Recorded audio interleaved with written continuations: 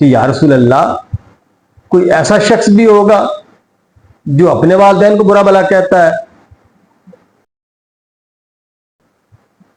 بسم اللہ الرحمن الرحیم۔ معزز ناظرین، السلام علیکم۔ آج کی اس ویڈیو میں ایک بہت اہم مضمون آج کل کے نوجوان لڑکے اور لڑکیوں کے لیے جو اپنے والدین سے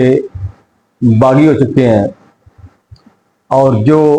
اپنے والدین پر لعنت کرتے ہیں اور جو اپنے والدین کو گالی گلوچ کرتے ہیں،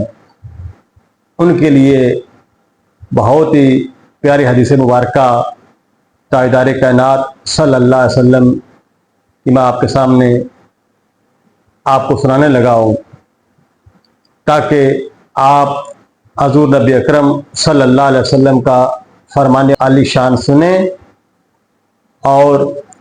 اپنے اعمال درست کریں، اپنی زندگیوں کی اصلاح کریں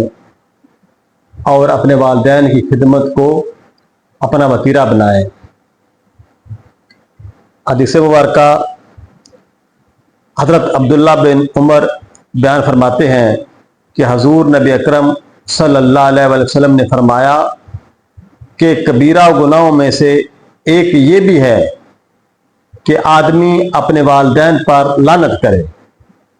صحابہ اکرام نے عرض کیا، یا رسول اللہ صلی اللہ علیہ وسلم، کوئی اپنے والدین پر بھی لعنت کر سکتا ہے؟ تو جواب میں آقا علیہ السلام نے فرمایا، آدمی دوسرے کے والد کو گالی دیتا ہے تو وہ اپنے باپ کو گالی دیتا ہے، اور اگر اس کی ماں کو گالی دیتا ہے تو اپنی ماں کو گالی دیتا ہے۔ تو معزز حاضرین و سامعین، آپ نے دیکھا کہ تاجدار کائنات صلی اللہ علیہ وسلم نے کسی دوسرے کے باپ یا کسی دوسرے کی ماں کو گالی دینا اپنے والدین کو گالی دینے قرار دیا ہے۔ کیوں کہ جب آپ کسی کے والدین کو گالی دیں گے تو جواب میں وہ آپ کے والدین کو گالی دے گا۔ صحابہ اکرام آقا علیہ السلام کا یہ بیان سن کر بڑے متعجب ہوئے کہ یا رسول اللہ کوئی ایسا شخص بھی ہوگا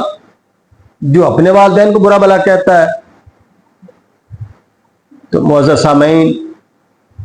اگر آج ہم اپنے معاشرے پر غور کریں تو ہمیں جا بجا والدین اپنی اولاد کی وجہ سے پریشان نظر آتے ہیں،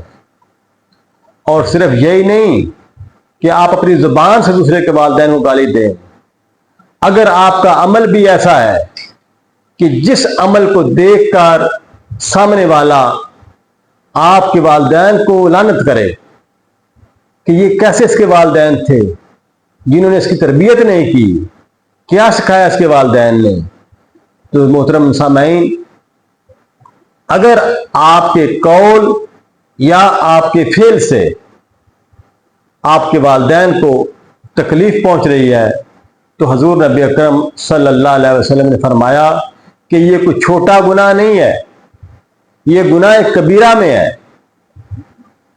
اور گناہ کبیرہ والا شخص اللہ کے حضور سزا کا مستحق ہوتا ہے۔